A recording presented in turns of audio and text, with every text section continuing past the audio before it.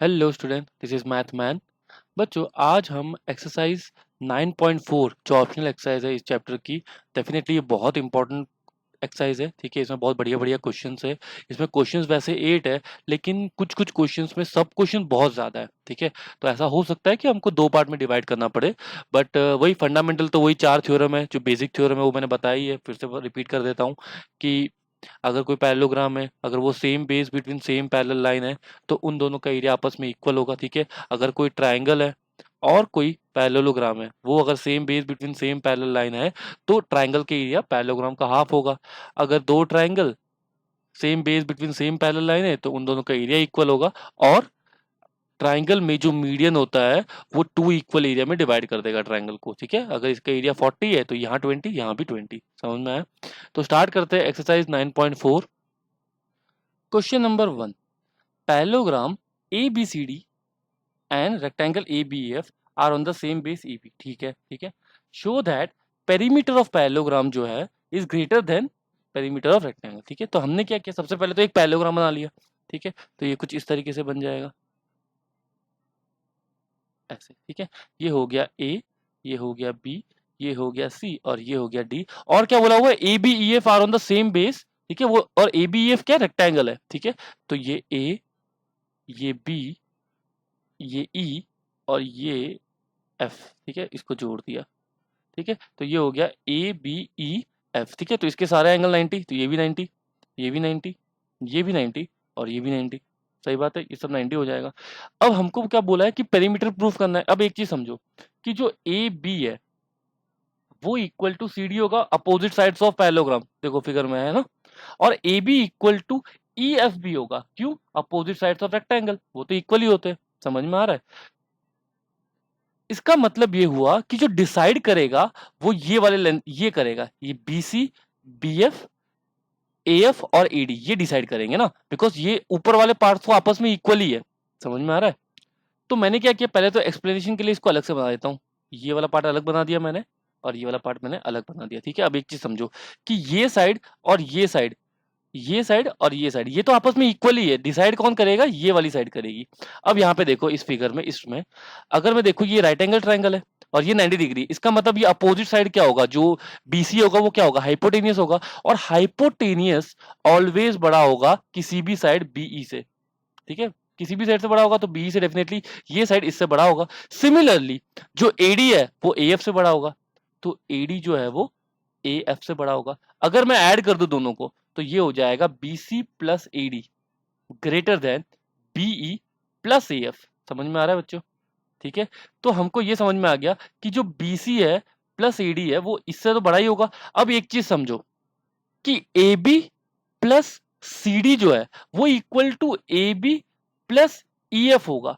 ये होगा ही, बिकॉज देखो ना, AB जो है वो AD के बराबर है और AB जो है वो EF के बराबर है। इसका मतलब ये दोनों भी आपस में इक्वल हो जाएंगे। तो मैं ऐसे लिख सकता हूँ AB plus CD is equal to AB plus EF, कोई दिक्कत नहीं है। लेकिन हमको पता है कि जो BC प्लस AD है, अगर मैं यहाँ ऐड करा दूंगा BC प्लस AD, तो डेफिनेटली ये जो पार्ट है, ये वाला पार्ट BC प्लस AD जो है वो ग्रेटर देन है किससे, BE प्लस AF से।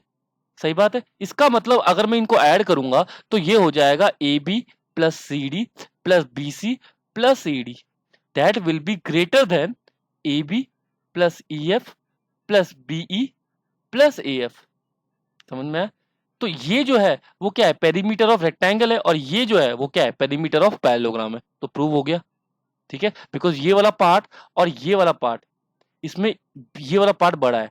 ठीक है, ये वाला पार्ट एक बड़ा है। इस एक्सप्लेनेशन के लिए अगर मैं लिख रहा हूँ फाइव इक्वल टू फाइव, ठीक है, तो अगर मैं बोल रहा हूँ कि मैंने इसमें 3 ऐड करा है, इसमें 2 ऐड करा है, तो डेफिनेटली ये वाला पार्ट बड़ा हो जाएगा ना। तो वही लॉजिक यहाँ पे यूज किया है। समझ में आया? क्वेश्चन नंबर 2 देखते हैं। Question number 2, in figure 9.30 D and E are 2 point, ठीक है, on DC such that BD equal to DE equal to EC। ठीक है, तो ये वाला पार्ट, ये वाला पार्ट और ये वाला पार्ट इक्वल दिया हुआ है। हमको ABD, ADE और AEC, इसका एरिया, इसका एरिया और इसका एरिया, इन तीनों का एरिया आपस में क्या करना है, इक्वल प्रूव करना है। ठीक है, अगर मैं ट्राइंगल ADC को देखूं तो E जो है वो उसके लिए क्या हो जाएगा, मिड पॉइंट हो जाएगा ना। अगर मैं DC की बात करूं, ADC में जो ये जो है डीसी, इसमें ई तो मिड पॉइंट हो गया बिकॉज ये वाला पार्ट इक्वल है। इसका मतलब ए जो है वो इसके लिए क्या हो गया, मीडियन हो गया। और अगर ए मीडियन हो गया तो area of A D E equal to क्या हो जाएगा, एरिया ऑफ ए ई सी। समझ में आ रहा है? ठीक है, ये इसको लिख दो इक्वेशन नंबर 1।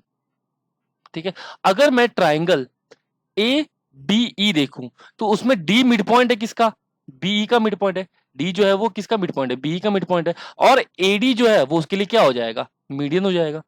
एडी जो है वो इसके लिए मीडियन हो जाएगा। समझ में आ रहा है? तो अगर वो मीडियन हो गया तो इसका मतलब area of A B D will be equals to area of A D E. समझ में आ रहा है? अब देखो यहाँ पे ए डी ई है वो इक्वल्स टू ए सी है, यहाँ पे ए डी ई है वो equals to A B D. इसका मतलब इक्वेशन 1 और इक्वेशन 2 से हम कह सकते हैं कि ये तीनों जो है वो आपस में क्या होंगे, इक्वल हो जाएंगे। और वही हमको प्रूव करना है। ठीक है, क्वेश्चन नंबर 3 देखते हैं।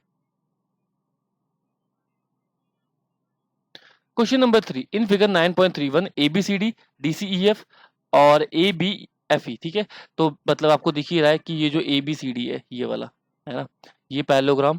ठीक है, फिर DCEF ये नीचे वाला, ठीक है, और ये ऊपर वाला है ना ये। ठीक है, ये तीनों क्या है, पैरेललोग्राम है। एक चीज समझो, और हमको प्रूव करना है ADE का एरिया BCF के इक्वल होगा। बहुत सिंपल है, बिकॉज अगर ये पैरेललोग्राम है, ABCD पैरेललोग्राम है, तो ये साइड इससे बराबर होगी। अगर मैं दोनों ट्रायंगल की बात कर रहा हूँ ADE और BCF, तो इसमें AD जो है वो BC की इक्वल होगा, opposite sides of parallelogram. Similarly DE equal to CF हो जाएगा, अपोजिट साइड्स ऑफ पैरेललोग्राम। और similarly AE equal to BF हो जाएगा। ठीक है, बिकॉज वो भी क्या है, अपोजिट साइड्स ऑफ पैरेललोग्राम, वो इक्वल होगा। इसका मतलब ट्राइंगल ADE जो होगा वो कॉन्ग्रुएंट हो जाएगा ट्राइंगल BCF से। कैसे, ट्रिपल एस कॉन्ग्रुएंसी। ठीक है, तो अगर ये दोनों ट्राइंगल कॉन्ग्रुएंट हो गए तो इनका एरिया जो है वो भी इक्वल हो जाएगा। तो बस लिख दो area of ADE will be also equals to area of BEF। बस हो गया proof. Question number 4। Question number 4, in figure 9.32 ABCD is a parallelogram। ठीक है, BC is produced to point Q such that AD equal to CQ। ठीक है, तो BC को extend किया Q पे such that AD equal to CQ बोला हुआ है। ठीक है, if AD intersect BC CD, if AD intersect CD at P, तो यहाँ पे P पे इंटरसेक्ट कर रहा है ये। समझ में आ रहा है? Show that area of BPC is equal to area of DPQ। जो BPC का एरिया ये वाला और जो DPQ का एरिया है ये वाला हमको इक्वल प्रूव करना है। ये वाला एरिया को हमको क्या करना है, इक्वल प्रूव करना है। देखो बच्चों, हमने क्या किया, ए और सी को ज्वाइन कर दिया। अब इससे क्या है, अगर मैं देखूं तो एडी जो है वो तो क्यूसी से पैरेलल ही है, बिकॉज इसको स्ट्रेच किया है, इसको एक्सटेंड किया है। समझ में आ रहा है? तो अगर मैं क्यूसी को बेस लूं और पैरेलल लाइन एडी और क्यूसी की बात करूं तो area of D C Q और area of A C Q वो इक्वल होगा। देखो यहाँ पे है ना, ये जो डी सी क्यू है इसके लिए कॉमन बेस कौन सा आ गया, सी क्यू आ गया। और ए सी क्यू है उसके लिए भी कॉमन बेस कौन सा आ गया, सी क्यू आ गया। समझ में आ गया? तो इन दोनों के एरिया तो आपस में इक्वल हो गया। अब इसमें से अगर मैं ये वाला एरिया माइनस कर दूं, area of P C Q, ये जो कॉमन एरिया है वो दोनों में से माइनस कर दो, कर सकते हैं पी सी क्यू। समझ में आ रहा है? तो जैसे ही आप डी सी क्यू में से ये माइनस करोगे तो आपको मिलेगा एरिया डी पी क्यू, ये हो जाएगा डी पी क्यू। सही है। और इसमें से ए सी क्यू में से अगर ये वाला एरिया माइनस करोगे तो आपको मिलेगा एरिया ए पी सी। समझ में आ रहा है? इसको इक्वेशन नंबर 1 बोल देते हैं अभी के लिए। ठीक है, अब देखो यहां पे अगर मैं बोलूं ए बी जो है वो सीपी से पैरेलल है, बिकॉज पैरेललोग्राम तो है ही ना। ठीक है, और अगर मैं कॉमन बेस पीसी ले लूं, कॉमन बेस अगर मैं पीसी ले लूं तो आप देखो जो एरिया ऑफ एपीसी है वो इक्वल्स टू हो जाएगा एरिया ऑफ बीपीसी से। देखो ध्यान से देखो, यहाँ पे ये कॉमन बेस है, ठीक है, और ये पैरेलल लाइन है, तो ये वाला एरिया और ये वाला ट्रायंगल का एरिया बीपीसी का एरिया वो आपस में इक्वल हो जाएगा। बस, तो अगर मैं देखूं यहाँ पे भी एपीसी आ रहा है, यहाँ पे भी एपीसी आ रहा है। ठीक है, तो डीपी, ये जो डीपीक्यू है, ठीक है, ये वाला एरिया और बीपीसी वो आपस में इक्वल हो जाएगा, बिकॉज एपीसी इससे बराबर है और एपीसी इससे ही बराबर है। इसका मतलब डीपीक्यू और बीपीसी आपस में इक्वल हो जाएगा और वही हमको प्रूव करना है। देखो है ना, डीपीक्यू और बीपीसी। ठीक है, तो आई होप आपको समझ में आएगा। क्वेश्चन नंबर 4 बहुत सिंपल क्वेश्चन था, थोड़ा सा दिमाग लगाना था इसमें। क्वेश्चन नंबर 5 देखते हैं। In figure 9.33 ABC and BDE are two equilateral triangle such that D is midpoint of BC। ठीक है, तो D जो है वो इसका मिड पॉइंट है। तो एक चीज समझो कि जो ट्राइंगल ABC है, ट्राइंगल ABC है वो इक्विलेटरल ट्राइंगल है। ठीक है, और D इसका मिड पॉइंट है। समझ में आ रहा है? अगर मैं ये साइड 2A लेता हूं, ये भी साइड 2A लेता हूं और ये भी साइड 2A लेता हूं, तो D तो मिड पॉइंट है। तो अगर D मिड पॉइंट है तो ये वाला पार्ट A हो जाएगा, ये भी A हो जाएगा और ये भी A हो जाएगा। समझ में आ रहा है? इतना समझ में आ गया होगा कि जो BDE है वो भी इक्विलेटरल ट्रायंगल है और ABC वो भी इक्विलेटरल ट्रायंगल है। ठीक है, थोड़ा सा अच्छा क्वेश्चन है, ध्यान से समझना इसको। तो ABC का एरिया जो होता है इक्विलेटरल ट्रायंगल का, पहले तो मैं तुमको एरिया बता देता हूँ कि अगर कोई ट्रायंगल है उसकी साइड x है और x है, तो डायरेक्ट फॉर्मूला याद रखा करो, √3/4 x स्क्वायर। ये होता है एरिया ऑफ इक्विलैटरल ट्रायंगल, इसको याद कर लेना। ठीक है, इसका अगर प्रूफ जानना है तो वो मैं फिर कभी बता दूंगा।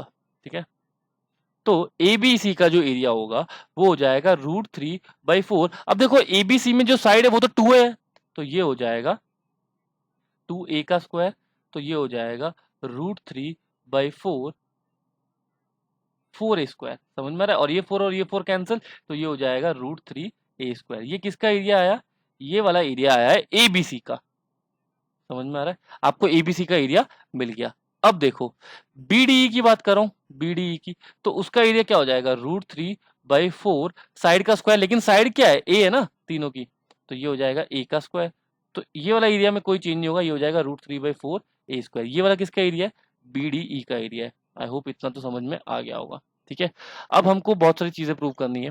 पहला चीज प्रूव करना है BDE is equal to 1/4 of ABC। ठीक है, तो अगर मैं इन दोनों को डिवाइड कर दूं, इन दोनों को आपस में डिवाइड कर दूं, ठीक है, तो आप देखो जो ABC है अपॉन BDE है उसका एरिया क्या हो जाएगा? ABC का एरिया √3A स्क्वायर और ये हो जाएगा √3/4A स्क्वायर। तो ये और ये कैंसिल, और 4 जो है वो ऊपर चले जाएगा, तो ये हो जाएगा 4/1।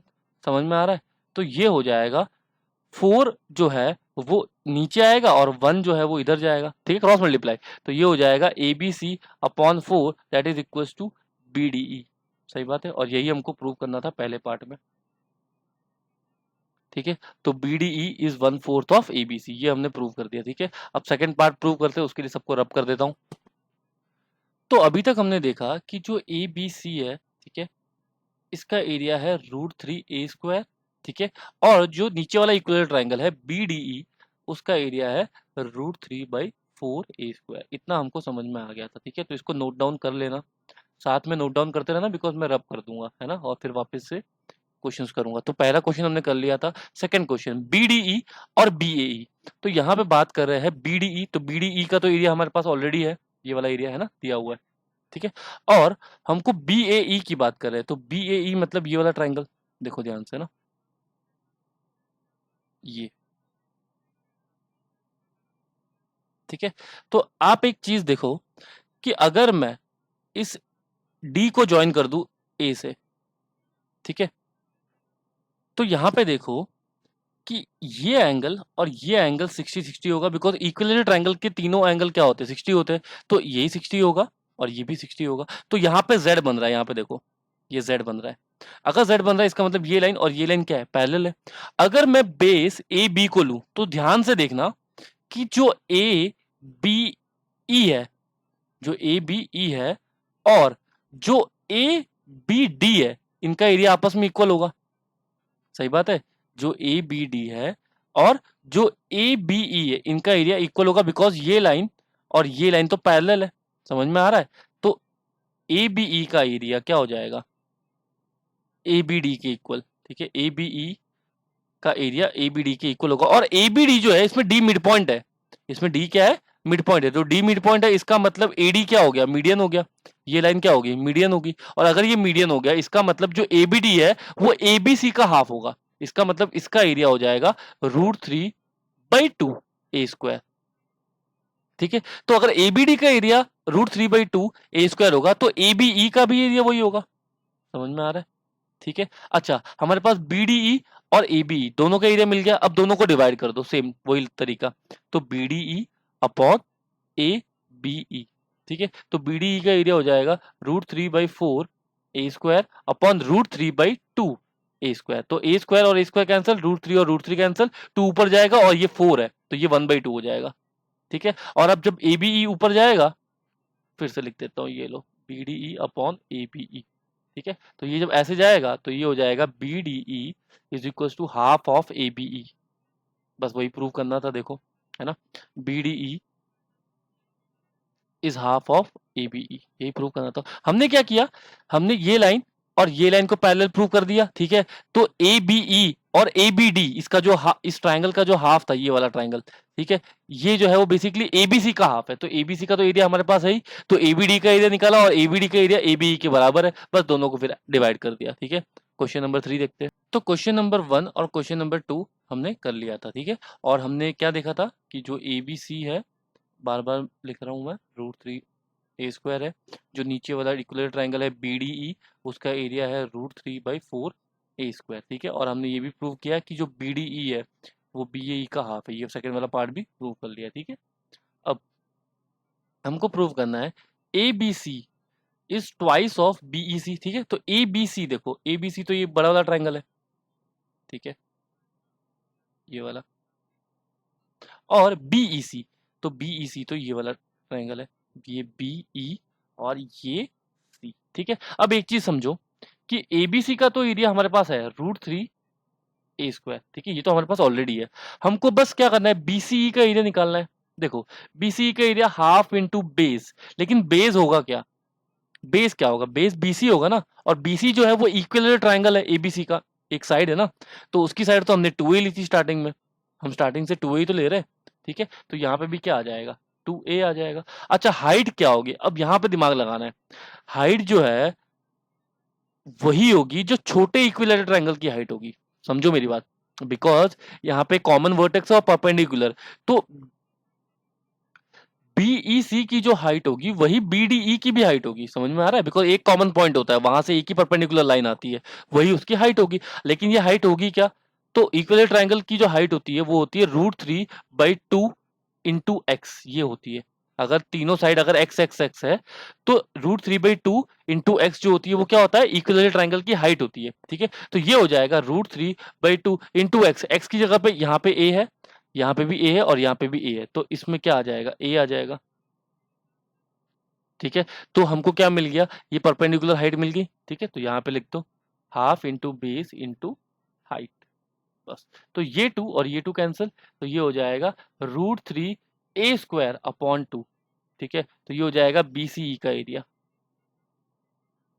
बस, अब अगर मैं बीईसी को या बीसीई को अगर मैं एबीसी से डिवाइड करूंगा, ठीक है, तो कर ही लेते चलो, ये हो गया एबीसी, ये हो गया बीसीई या बीईसी, बात एक ही है। ठीक है, ये हो जाएगा √3/a स्क्वायर, ये हो जाएगा √3/2a स्क्वायर, तो ये और ये कैंसिल, 2 ऊपर जाएगा, ये जो 2 है वो ऊपर जाएगा और बीसीई से मल्टीप्लाई होगा, तो हमको जो प्रूव करना था वो हमने कर दिया है। ठीक है, क्वेश्चन नंबर 4 देखते हैं। अभी तक हमने क्वेश्चन नंबर 1, क्वेश्चन नंबर 2 और क्वेश्चन नंबर 3 कर दिया। ठीक है, हमको पता है एबीसी का एरिया √3 ए स्क्वायर है और बीडीई का एरिया √3/4 ए स्क्वायर है। ठीक है, हमने बिकॉज ए बी की साइड हमने 2a ली थी और ये जो छोटा इक्विलेटरल ट्राइंगल है उसकी साइड ए ली थी। ठीक है, अब हमको प्रूव करना है बी एफ ई। ठीक है, तो बी एफ ई ये दिख रहा है छोटा सा ट्राइंगल, और ए एफ डी, तो ये ए एफ डी ये रहा है ना, देखो ध्यान से। अब एक चीज समझो, हमको पता है ये एंगल और ये एंगल तो इक्वल है, समझ में आ रहा है, तो अगर मैं बेस जो है BD लूं और ये लाइन पैरेलल होगा, हमने जैसे कि लास्ट क्वेश्चन में डिस्कस भी किया था, बिकॉज ये 60 है और ये 60 है तो Z बन रहा है। ठीक है, हमने ये डिस्कस किया था कि ये Z बन रहा है, देखो है ना, तो जो ED है वो पैरेलल टू क्या होगा, AB होगा, तो ये एंगल और ये एंगल आपस में इक्वल होगा, समझ में आ रहा है।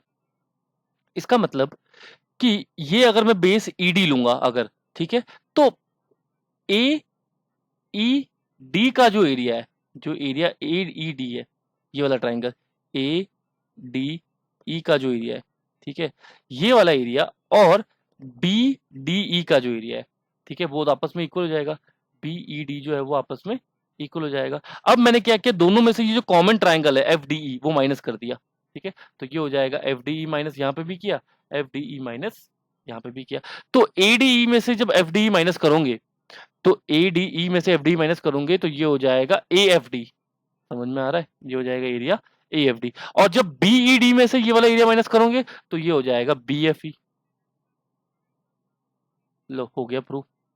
ठीक है, यही प्रूव करना था हमको। ठीक है, तो क्वेश्चन नंबर 4 भी प्रूव हो गया। क्वेश्चन नंबर 5 इसमें देखो, बोला है BFE is twice of area of FDE। देखो BFE मतलब ये वाला, और FED मतलब ये वाला। तो इन दोनों का एरिया जो है वो हमको निकालना है। अब इसमें क्या है ना दिक्कत, हमारे पास हाइट तो है दोनों के लिए, दोनों के लिए हाइट जो होगी वो तो हमको पता है कि भाई हाइट इसकी क्या होगी, √3/2 इंटू एक्स की जगह पे a होगा। मैंने बताया था हाइट का फॉर्मूला √3 है ना, बिकॉज ये साइड a है, ये साइड भी a है और ये साइड भी a है। ठीक है, अब देखो हमको प्रूव करना है BFE। अब देखो हमारे पास बेस नहीं है, हमारे पास क्या नहीं है, बेस नहीं है दोनों ट्रायंगल के लिए। ना BF के बारे में हमको कुछ पता है और ना हमको FD के बारे में हमको कुछ पता है। ठीक है, लेकिन हमको एक चीज पता है, क्या कि जो BFE है, यहाँ पे देखो BFE और AFD इसका एरिया तो इक्वल है ना, ये तो हमने अभी भी प्रूव कर लिया ना कि जो AFD है ये वाला एरिया ट्रायंगल, और जो BFE है ये वाला ट्रायंगल, इसका एरिया तो इक्वल है ना। मैं शेड कर देता हूँ, लो ठीक है, ये वाला एरिया और ये वाला एरिया, हमको ये तो पता है कि इनका एरिया इक्वल है। अच्छा, तो लिखने का तरीका मैं लिख सकता हूँ हाफ इंटू BF, और इस ट्रायंगल का एल्टीट्यूड क्या होगा, √3/2 इंटू ए ही तो होगा। ठीक है, छोटा इक्विलेटरल ट्रायंगल है। अच्छा, इस ट्रायंगल का एल्टीट्यूड क्या होगा, अब देखो इसमें बेस हमको नहीं पता तो हमने लिख दिया हाफ इंटू FD, लेकिन जो हाइट होगी वो हाइट वही होगी जो इस बड़े वाले इक्विलेटरल ट्रायंगल की होगी, और बड़े वाले इक्विलेटरल ट्रायंगल का हाइट क्या होगी, √3/2 इंटू 2a, बिकॉज ए की जगह पे क्या आएगा 2a, बिकॉज इसकी साइड हमने 2a ली थी स्टार्टिंग से, तो ये हो जाएगा √3a। तो हमने यहाँ पे लिख दिया √3a। अब यहाँ पे देखो कि जो √3 और √3 है ये कैंसिल, a और a कैंसिल, 2 इससे कैंसिल, इसका मतलब BF जो होगा ये 2 वहां जाएगा, तो ये हो जाएगा ट्वाइस ऑफ FD। समझ में आया? ठीक है, तो BF जो हो गया वो क्या हो गया, ट्वाइस ऑफ FD हो गया। अगर मैं FD को y लेता हूं, ठीक है, तो BF मुझे कितना मिलेगा, 2y। ठीक है, तो बस मैंने वही कर दिया, ये हो गया हमारा 2y और ये हो गया हमारा, ये हो गया हमारा y और ये हो गया हमारा 2y। अब एक चीज समझो, डी मिड पॉइंट था, तो ये y और ये 2y दोनों मिलके कितना हो जाएगा, 3y, तो ये भी कितना हो जाएगा, 3y। समझ में आया? इतना अभी तक समझ में आया। अब हमको प्रूफ क्या करना है, BFE और FED का एरिया। देखो BFE जो है उसका एरिया अब हम निकाल सकते हैं कैसे, देखो हाफ इंटू बेस है 2y इंटू एरिया कितना होगा, √3/2 इंटू a। और हाइट क्या होगी, हाइट इसमें हमने बताई है, यही होगा है ना, तो ये हो जाएगा √3/2 इंटू a। अच्छा, इस वाले ट्रायंगल की बात करूं FDE की, ये वाला ट्रायंगल, ठीक है, इसमें भी बेस हमारे पास है y, अभी भी फाइंड किया हमने, तो हम वो लिख देते हैं पहले तो FED हो जाएगा हाफ इंटू वाई इंटू, और इसकी जो हाइट होगी, हाइट तो सेम होगी, तो ये हो जाएगा √3/2 इंटू a। अगर मैं डिवाइड कर दूं, ठीक है, ये √3/2 है ना, तो 1/2 कैंसिल, y और y कैंसिल, √3/2 इंटू ए, √3/2 इंटू ए, तो बचा क्या, सिर्फ 2 बच गया यहाँ पे। ठीक है, तो ये जब वहां जाके मल्टीप्लाई होगा तो ये हो जाएगा BFE will be twice of FED, है ना। देखो यही प्रूव करना था हमको। नेक्स्ट क्वेश्चन भी प्रूव ही कर लेते यहीं पे। देखो FED है, उसको 1/8 ऑफ AFC प्रूव करना है। देखो AFC ये वाला ट्राइंगल है, ये ये इसमें हाइट हमने निकाली हुई है, इसकी हमने हाइट निकाली हुई है, इसकी हाइट थी √3/2 इंटू 2a, तो 2 और 2 कैंसिल, तो √3a जो है वो इसकी क्या है, हाइट है। ठीक है, अच्छा बेस क्या है, ये y है, हमने अभी भी फाइंड किया था, ये y है और ये 3y है। टोटल टोटल बेस कितना हो जाएगा, 4y हो जाएगा। समझ में आ रहा है? इतना तो समझ में आ गया कि बेस और हाइट मिल गया। अच्छा FDE का भी हमने एरिया निकाला हुआ, यहाँ पे देखो, यहाँ पे ये रहा। बस हमको क्या करना है, अब डिवाइड करना है। तो हमने क्या किया, FED अपॉन AFC लिख दिया। ठीक है, अच्छा FED का एरिया हो जाएगा half into Y into √3/2a, ये अभी भी निकाला हुआ था हमने। ठीक है, यहाँ पे लिखा भी हुआ है मैंने। ठीक है, और जो हमने अभी भी निकाला, और अगर मैं AFC की बात करूंगा तो इसमें जो बेस है वो मैंने अभी भी लिखा है 4y, तो ये हो जाएगा half into 4y into altitude, और एल्टीट्यूड अभी भी निकाला हमने √3a, तो ये हो जाएगा √3a। तो हाफ और हाफ कैंसिल, y और y कैंसिल, √3 और √3a कैंसिल, तो ये 1/2 है और 1/2 4 से मल्टीप्लाई होगा तो 1/8 हो जाएगा। तो FED अपॉन AFC हो जाएगा 1/8। तो ये प्रूव हो चुका है। ठीक है, आप बस AFC को इधर लेके जाओ, ये प्रूव हो चुका है। तो आई होप क्वेश्चन नंबर 5 आपको अच्छे समझ में आया होगा। नेक्स्ट पार्ट में हम लोग 6, 7, 8 जो है वो तीनों क्वेश्चन करेंगे। ठीक है बच्चों, थैंक यू।